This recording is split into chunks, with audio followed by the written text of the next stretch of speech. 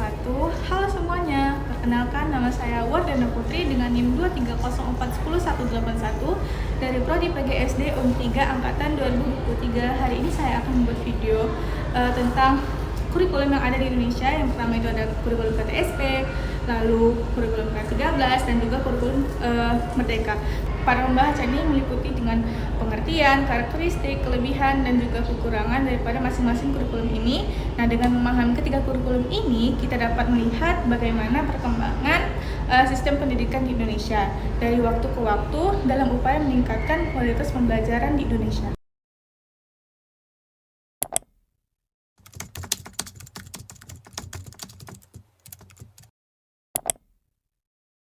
Nah, yang pertama yang akan kita bahas adalah kurikulum KTSP atau kurikulum tingkatan satuan pendidikan, yang dimana KTSP ini merupakan kurikulum yang mulai diterapkan pada tahun 2006 sebagai penyempurnaan dan kurikulum berbasis kompetensi atau KBK. Nah, KTSP ini memberikan kewenangan kepada setiap sekolah untuk mengembangkan kurikulum sesuai dengan kondisi, kebutuhan, dan juga potensi daerah masing-masing. Nah, dengan kata lain, sekolah memiliki otonomi yang besar dalam menyusun dan melaksanakan proses pembelajaran. Beberapa karakteristik KTSP yaitu yang pertama berorientasi kepada kompetensi peserta didik, lalu ada sekolah itu memiliki kebebasan dalam menyusun silabus dan perangkat pembelajaran, yang ketiga menyesuaikan dengan kondisi lingkungan atau kebutuhan daerah, yang keempat guru berperan sebagai pengembang kurikulum di tingkat sekolah, dan yang terakhir itu pembelajaran berpusat pada pencapaian standar kompetensi dan juga kompetensi dasar. Lalu kelebihan KTSP ini yang pertama memberikan fleksibilitas kepada sekolah dan dalam mengembangkan kurikulum. Lalu materi pembelajaran dapat disesuaikan dengan kebutuhan peserta didik dan lingkungan sekitar. Yang keempat itu mendorong kreativitas guru dalam merancang pembelajaran. Lalu potensi lokal dapat lebih mudah diintegrasikan ke dalam kegiatan belajar. Nah, berikutnya ada kekurangan KTSP. Yang pertama, kualitas kurikulum antar sekolah bisa berbeda-beda. Lalu, tidak semua guru memiliki kemampuan yang sama dalam menyusun kurikulum. Yang ketiga, membutuhkan waktu dan tenaga yang cukup besar dalam pengembangan perangkat pembelajaran. Dan yang terakhir adalah standar pembelajaran terkadang lebih tidak merata antar tiap daerah.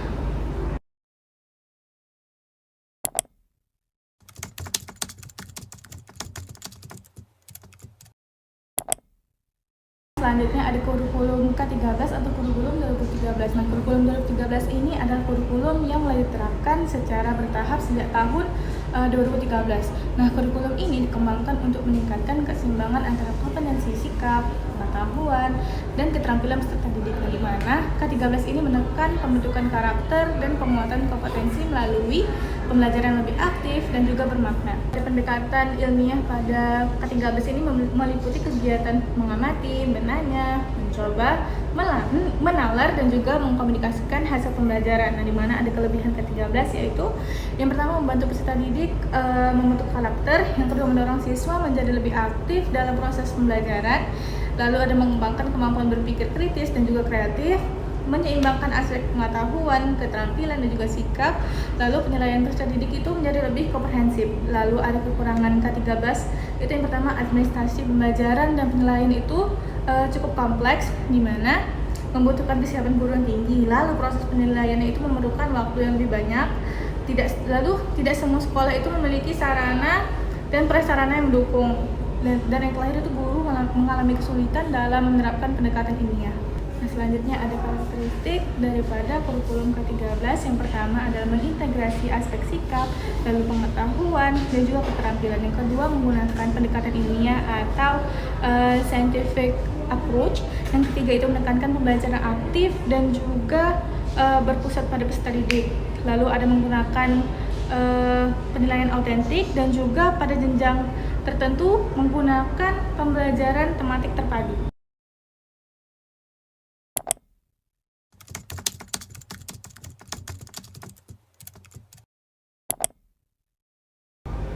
Nah, yang terakhir itu ada kurikulum Merdeka, yang dimana kurikulum ini dikembangkan sebagai bagian dari transformasi pendidikan di Indonesia.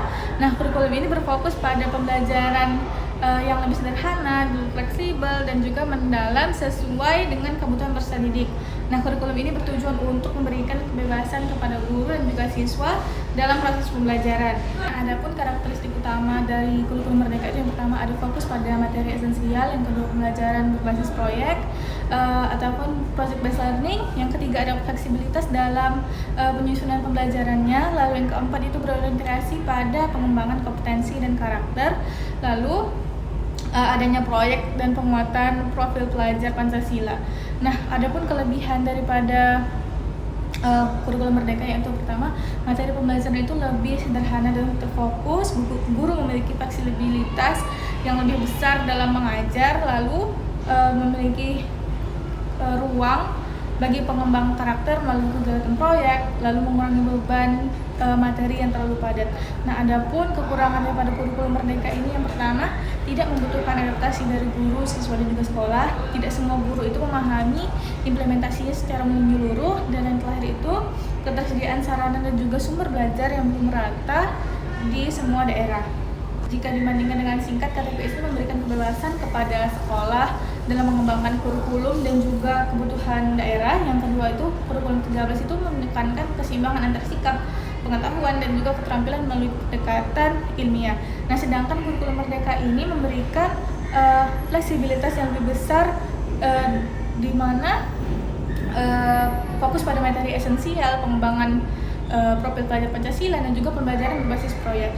Nah, ketiga kurikulum tersebut memiliki tujuan yang sama, yaitu meningkatkan kualitas pendidikan dan mengembangkan potensi peserta didik secara optimal. Nah, teman-teman, dengan demikian pembahasan mengenai KTSP kurikulum 2013 dan juga kurikulum mereka yang dapat saya sampaikan.